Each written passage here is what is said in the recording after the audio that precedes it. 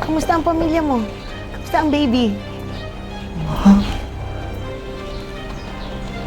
Wala na sila. Huwag mo siya isasama. Di ako papayag. Pasensya na, Edgar.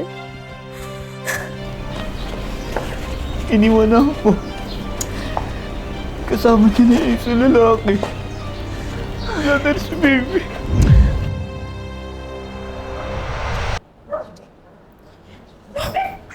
Edgar, Oh, bakit kayo nandito ni baby?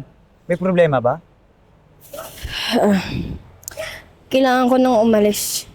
At isasama ko si baby. Ano? Ano ibig mong sabihin? Bakit? Saan kayo pupunta? Saan kayo pupunta ni baby? Mahirap magpaliwanag, Edgar. Edgar, ayusin natin to. May mas maayos kaming plano ni Natsumi para kay baby. Maayos na plano? Engineer ka nga, may pera ka. Pero asawa at anak ko yan. Kaya ko naman siya mahalin ah. Kagaya ng pagmamahal ko ah. Edgar, hindi ko din ito gustong mangyari. Pero naisip ko si baby. Ayoko magpatuloy yung ganitong sa kalsada, sa ganitong uri ng buhay. Ayoko yun sa anak ko. Kaya ko naman siya buhayin ah. Hindi naman ako susuko. Ano't anumang hirap gagawin ko para sa kanya. Huwag mo nang pahirapan yung sitwasyon, Edgar. Tama na yung drama. Kaya ko ibigay sa anak mo yung magandang kinabukasan. Kinabukasan hindi mo kayang ibigay sa kanya.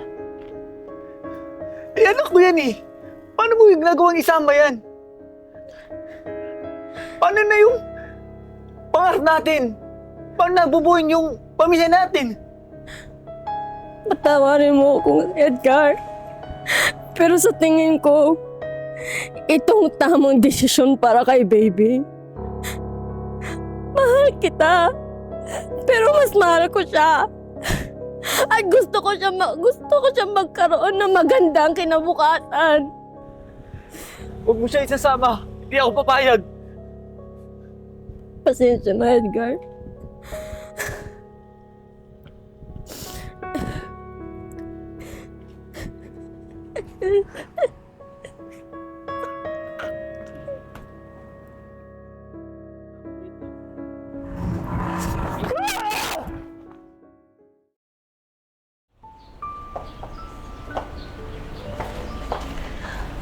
Nak! Oh, kamusta ka? Kamusta ang pamilya mo? Kamusta ang baby? Wala na sila. Iniwan ako. Kasama niya na yung isa lalaki. Wala na si baby. Anak, alam ko, masakit to para sa'yo. Alam ko, malungkot ka, pero huwag mong hayaan lamunin ka ng galit at lungkot. Huwag kang susuko. Huwag kang susuko, anak. Wala na akong pamilya. Iniwan ako. Ano ka ba? Ako ang pamilya mo. Nandito ako, ha? Nandito ako. Tutulungan kitang bumangon, anak. Ha? Kahit nasa anak ko, nandito ako para sa'yo. Tutulungan kitang bumangon. Ha?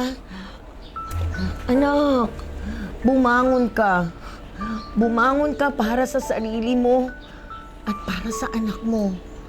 At mag-ipon ka para pag nagkita kayo ng anak mo, pagmamalaki ka niya at ipakita mo sa kanya na mabuti kang ama, ha? Babangon ako, ma. Para kay baby.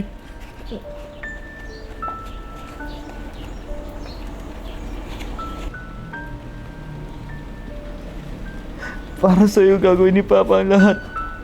Lalaban sa ni Papa, anak.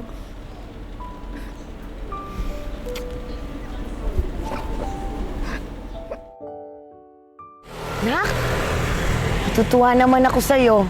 Mas masipag ka ngayon, ha, kesa dati. Salamat, ma. Alam mo naman, para ito kay baby. Para balang araw, makita niya yung papa niya nagsusumikap muli at bumabangon. Ako ba, nak? Kayang-kaya mo ito. Basta iisipin mo lang, ha? Ginagawa mo to para sa inspirasyon mo. Parang ako noon, nung iniwanan tayo ng Papa Chad nyo. Kinaya kong mabuhay dahil kayo ang inspirasyon ko. O nga pala, ma. Seryoso ka ba? Yung naipon mo, i-invest mo sa negosyo ko? Eh, marami-rami yung kailangan. Alam mo ba, nak? Nakita ko nga, magaling ka sa business. Ano kaya kung gawin mo, i-expand mo to, tapos mag-supply ka din sa iba? Yung mga nagtitinda ng itlog, mag-supply ka dun. Sige, ma. Salamat sa tiwala, ma. Ano ko ba, anak? Ay, kung meron man tao ang hindi mawawala ang tiwala sa'yo, ako yun. Malakas ang paniniwala ko sa'yo, nak. Hindi na ito para sa pangarap namin ni Natsumi, ma. Para na ito kay baby, pati sa'yo, ma. Ay. O sige na, mag-deliver ka na niya mga supply mo ng Mauna itlog. na ako, ma.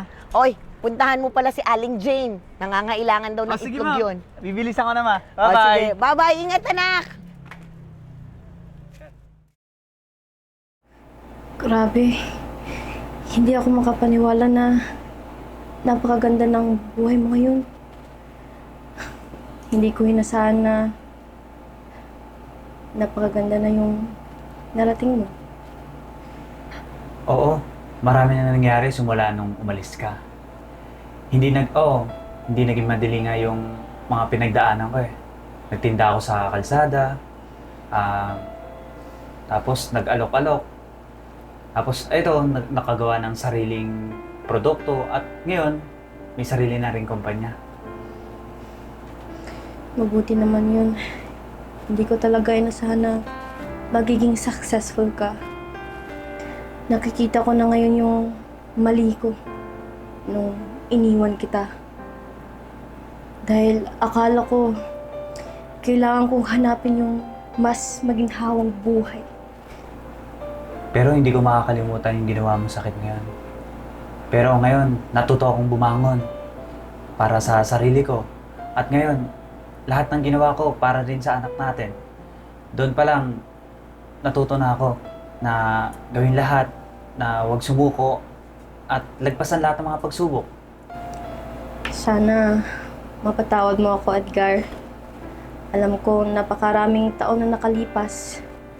Pero dala-dala ko pa rin yung bigat na desisyon ko ginawa ko noon. Wala akong galit sa'yo ngayon. Ang nangyari noon, natutunan ako na tanggapin ngayon. Kung di ka umalis, hindi ako nagkaroon ng lakas na loob para abutin ito. Nagpapasalamat nga ako dahil natuto akong tumayo sa sarili kong pae at naging matagumpay ako ngayon. Napakaswerte ng anak natin na ikaw ang ama niya. Sana isang araw makita niyo kung gaano kakabuting tao. Gagawin ko lahat para sa kanya, para makita na anak ko yun. Kahit hindi mo na ako kasama.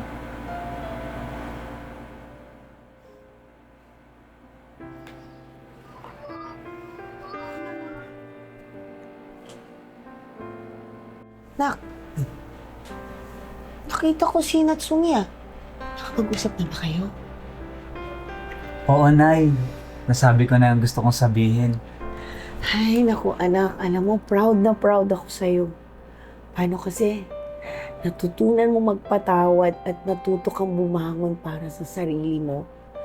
Basta anak tatandaan mo, ang pagiging mabuting tao hindi nakukuha sa pera o kahit saan man.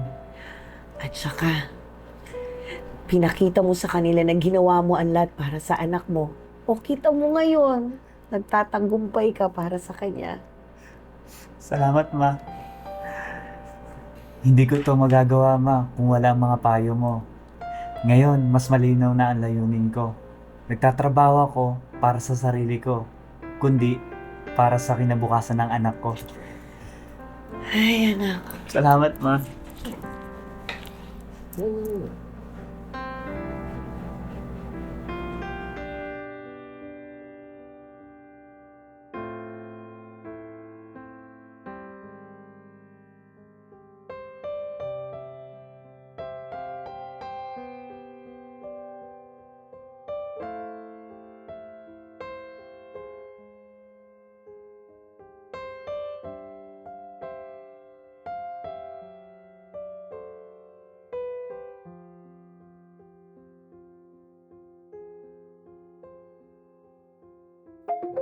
Kaya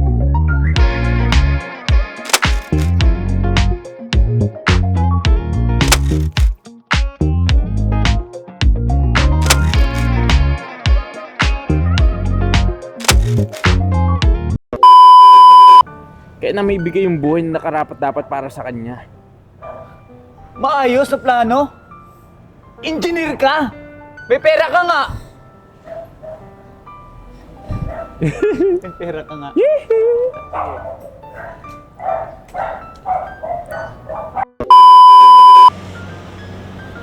Wait lang po. Wait, ano nga yun?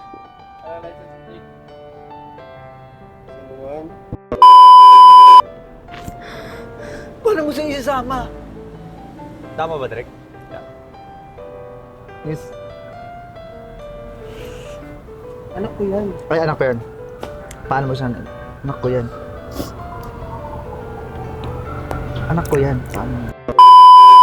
Oo. Marami na akong napagdaanan. At nagawa ko na rin yung... Wait lang, Drek. Sorry. Oo, maraming nangyari simula na. Oo, marami. Di ba? Tama yan, nak. Basta isipin mo lang tong ginagawa mo para sa inspirasyon nyo. Ay, mali, inspirasyon mo. Sorry. Okay.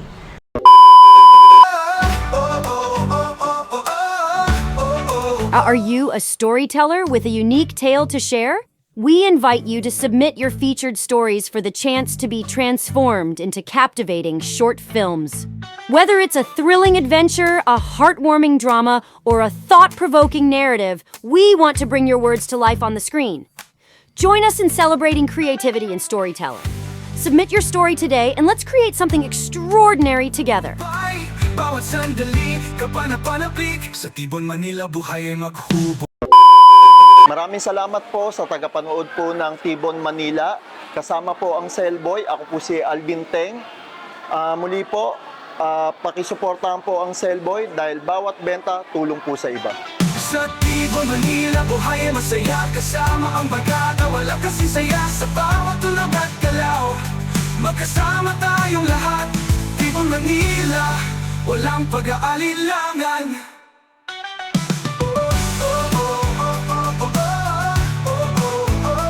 Tibon, Manila, walang pag-aalilangan.